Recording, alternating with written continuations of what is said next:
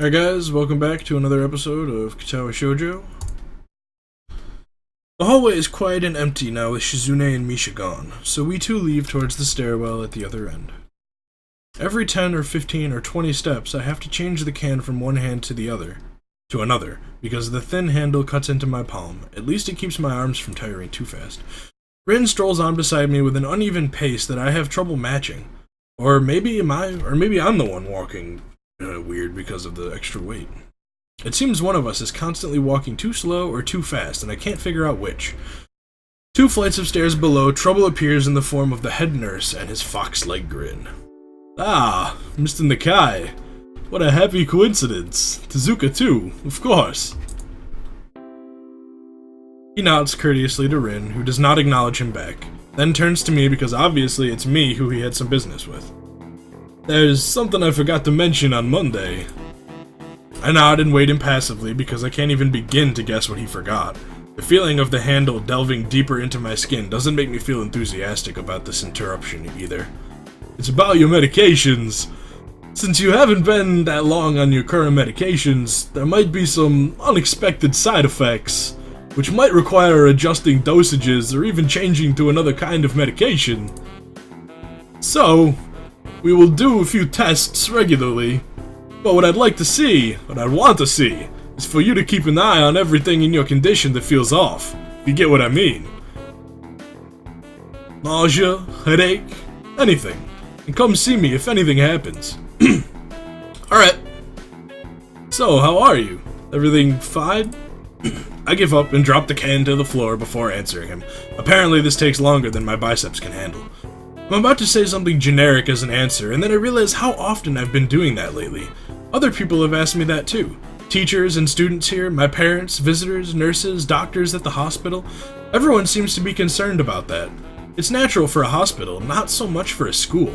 Except this school. This is a small school, and both the student base and the faculty seem to be very tightly knit. At least that's the feeling I'm getting. And this is not the kind of school that gets transfer students too often. The thought sends shivers up my spine, but I give a generic answer anyway. That's great! Also, one other thing. My sources tell me that you've been at neither the school track, nor even the pool. So I'd like to know if you've been taking up exercising as I've asked. Of course I haven't, but his way of inquiring gives me the feeling that I should have been running my ass off on the track since the first day. You have people spying on me? Not as such, I just happen to know a few people, but that's not the issue here, so don't try to slip out of it. Well, I was actually just doing some improvised weightlifting as an exercise. I pick up and lift the can up and down a few times like some sad imitation of a bodybuilder, even though it's weighing down my arms painfully. The stupid grin disappears from his face for a second, then comes back like it was never gone. Tezuka, would you give us a second? The nurse grabs me by the shoulder without waiting for Rin's permission, which he didn't need in the first place, and drags me aside. When I told you to exercise, I wasn't joking. I understand that you're still new on your first week and all, but please don't ignore the importance of this. The reason I'm coming down this hard on you is that habits are not easy to form. The more you slip and postpone, the harder it'll be. The same with everything, like dieting. Can you promise me to be more serious about this from now on? If you do it again, I'll hit you in the face with a tongue depressor. 'Cause I'm a nurse. Sure, why not? Yeah, I promise. Definitely. He studies me for a moment and then shrugs, smiling again. Okay, that's more like it. If you go to the school track tomorrow morning, you'll meet my spy, who probably has no qualms offering consultation to you if you want to jog a bit. Consultation? See you around. You fool. Bakayaro, kono. He leaves with a wave of his hand, and no answer, and I walk to Rin, who has been waiting, idly leaning against the hallway wall and staring at the pale lighting fixtures in the ceiling. Even when I approach, she doesn't move her eyes off them. Are you getting medication for your heart thingy? Were you listening? It comes out more accusatory than I intended, accidentally lashing out at her. Were you listening? But even so, I don't really want to start talking about it. I just met her. I don't know her. It's not her business. The nurse seems to be happily ignorant about confidentiality, too, talking about that kind of thing in public. But it's not Rin's fault, is it? I look up at her, suddenly feeling a bit guilty, but Rin is just staring past my shoulder quizzically, her head tilted like a bird's.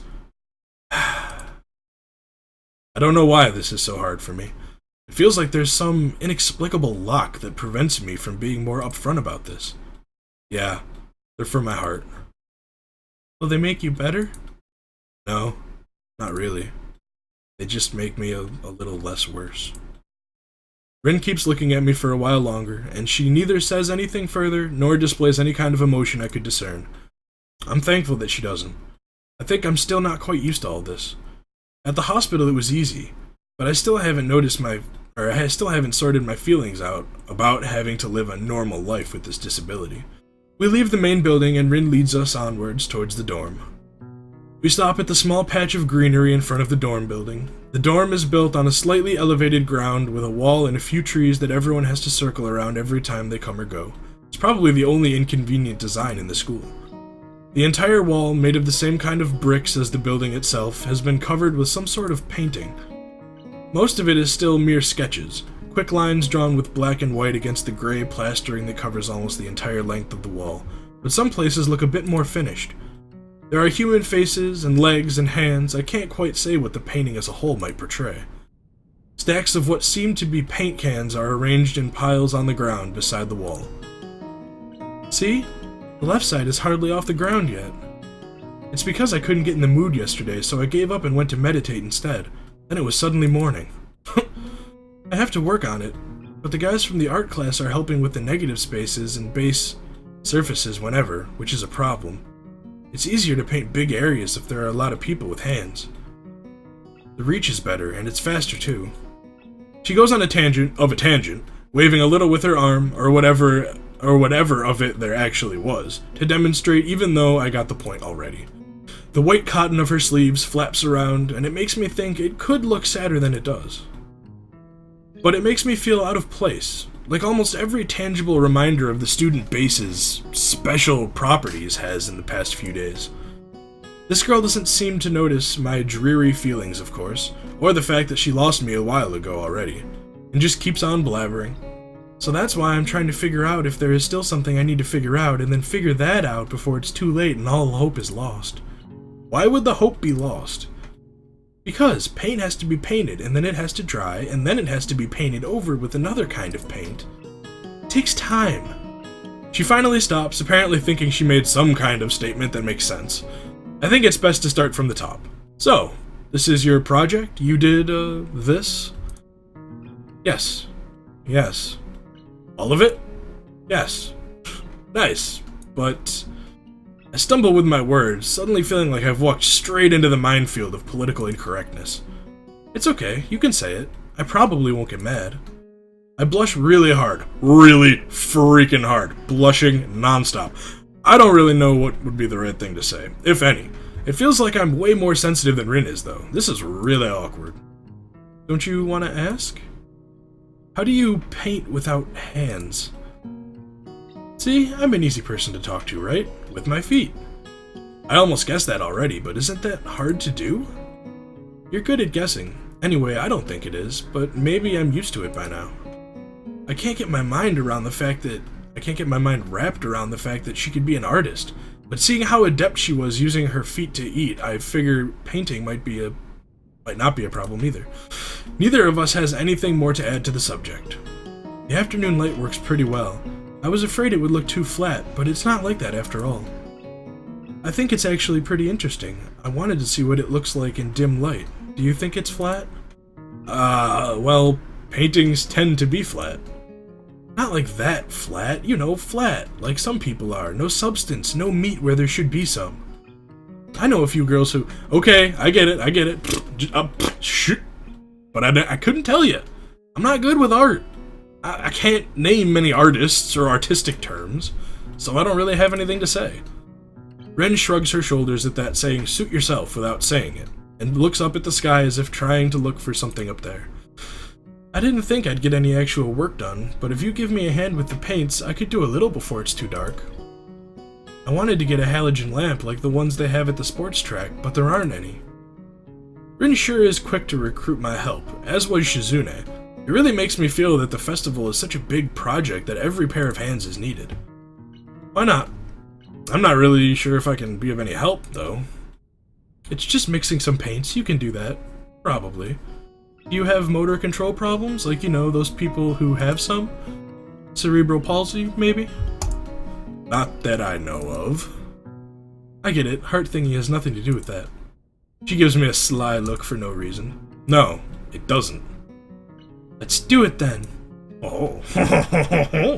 So she sits on an empty wooden box and very naturally picks up a wide brush between the toes of her bare right foot. I open a few of the cans and pour some of the contents into shallow bowls for mixing. The thick paints, dang it, flow lazily from the can to the bowl like syrup. I mix them, creating funny, hypnotic-looking swirl patterns that melt quickly into each other to form a new monotone hue. Rin sets to work, every now and then asking me for a hand with something or the other. Finding different brushes is easy enough, but mixing the paints to be the exact tone this girl is apparently seeing in her head is a frustrating ordeal.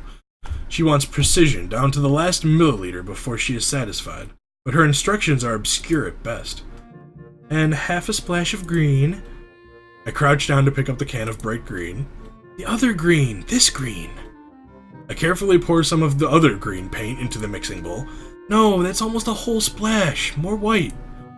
Is green a good color to add? No idea. You're the artist here. A hint of a smile appears in the corners of her mouth. Do you lack an opinion? No, it's just that I have no idea. It's okay, because I just got an idea. Add more white. With this exclamation, I pour a minuscule amount of white into the bowl and mix it up. It looks slightly whiter. It's not good. It has to be like the color when you wake up and you know that you saw the meaning of life in your dream, but you can't remember it. Maybe it's yellow. Despite the impossibility of mixing a color like the change of seasons or any other nonsense that's being imposed on me, I find myself enjoying it more than I thought I would. Seeing a painting being born on the plastered wall feels like magic.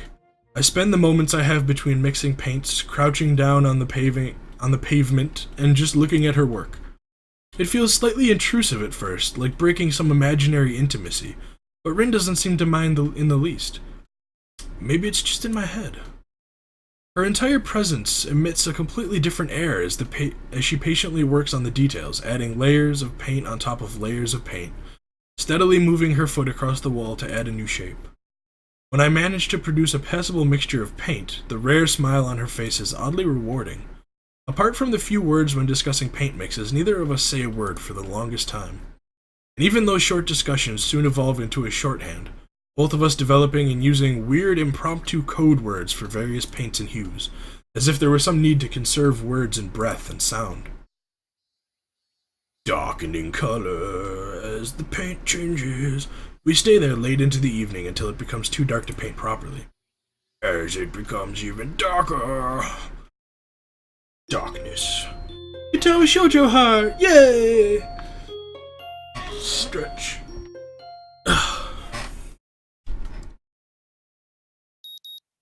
Beep beep. Beep beep. Okay guys, we will continue waking up in our bed on the next episode. Thank you for watching. If you liked, leave a like. If you disliked, leave a dislike, even though I don't like it, but that's fine. And if you have any comments or criticisms, please leave it in the comment section below. I hope you enjoyed this video. Thank you, and have a great day.